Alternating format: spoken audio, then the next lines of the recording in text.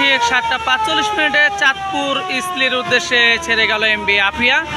নৌযানটি ভরপুর যাত্রী নিয়ে যাচ্ছে চাঁদপুর ইসলির উদ্দেশ্যে এবং পুনরায় আগামীকাল ভোরে ইসলি থেকে ছেড়ে আসবে চাঁদপুর ঢাকার উদ্দেশ্যে।